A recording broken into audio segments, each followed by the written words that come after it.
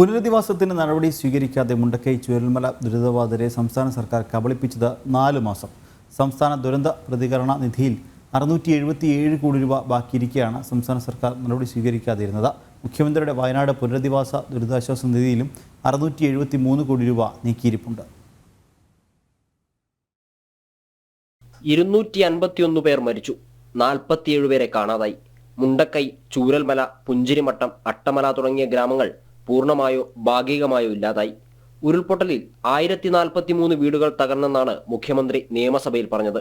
Township പദ്ധതിയിലേക്ക് തിരഞ്ഞെടുക്കപ്പെട്ട കുടുംബങ്ങളുടെ എണ്ണം 484 ആണ്. ആകെ നഷ്ടം 2219.03 കോടി രൂപ. സംസ്ഥാനം കണ്ട ഏറ്റവും വലിയ ദുരന്തത്തിന്റെ ആകെത്തുകയാണിത്. എന്നാൽ ഇതിൽ നിന്ന് ദുരന്തബാധിതരെ കരകയറ്റാൻ സംസ്ഥാന സർക്കാർ ആത്മാർത്ഥമായി ഇടപെട്ടിട്ടില്ല എന്നാണ് മനസ്സിലാക്കുന്നത്. സംസ്ഥാന ദുരന്ത പ്രതികരണ നിധിയിൽ 677 കോടി രൂപയും മുഖ്യമന്ത്രിയുടെ വയനാട് പുനരധിവാസ ദുരിതാശ്വാസ നിധിയിൽ 673 കോടി രൂപയും അവശേഷിക്കുന്നുണ്ട്. ആകെ 1350 കോടി രൂപ സംസ്ഥാന സർക്കാരിന്റെ കയ്യിലിരിക്കെ പുനരധിവാസം മാത്രം ആരംഭിച്ചില്ല.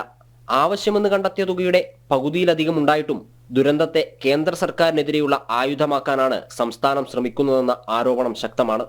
മാത്രമല്ല, ദുരന്തത്തിനു ശേഷം പ്രദേശത്തിന്റെ പുനരുദ്ധാരണ ആവശ്യങ്ങൾ വിലയിരുത്തി വിദഗ്ധർ തയ്യാറാക്കുന്ന post disaster needs assessment report ലഭിക്കാൻ കാലതാമസമുണ്ടായതായി കേന്ദ്ര ആഭ്യന്തരമന്ത്രി അമിത്ഷാ പറഞ്ഞിരുന്നു.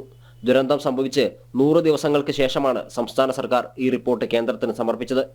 കഴിഞ്ഞ ദിവസം സംസ്ഥാന സർക്കാരിനെ ഹൈക്കോടതിയും രൂക്ഷമായി വിമർശിച്ചിരുന്നു. സംസ്ഥാന ദുരന്ത പ്രതികരണ നിധിയിൽ അവശേഷിക്കുന്ന തുകയെ സംബന്ധിച്ച് കൃത്യമായ ധാരണയില്ലാത്തതിനെ തുടർന്നായിരുന്നു അത്.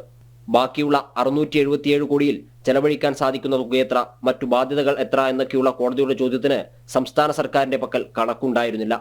ആരെയാണ് വിഡ്ഢികളാക്കാൻ നോക്കുന്നതെന്നും ഇത്രയധികം പേർ മരിച്ച ദുരന്തത്തിൽ അവരെ കൂടി അപമാനിക്കരുതെന്നും കോടതി പറഞ്ഞു. കണക്കുണ്ടെങ്കിൽ മാത്രമേ കേന്ദ്രത്തിൽ നിന്ന് ധനസഹായം ചോദിക്കാൻ സാധിക്കൂ എന്നും വ്യാഴാഴ്ചക്കകം കൃത്യമായ കണക്കുകൾ സമർപ്പിക്കാനും കോടതി ആവശ്യപ്പെട്ടിട്ടുണ്ട്. ജനം, കോഴിക്കോട്.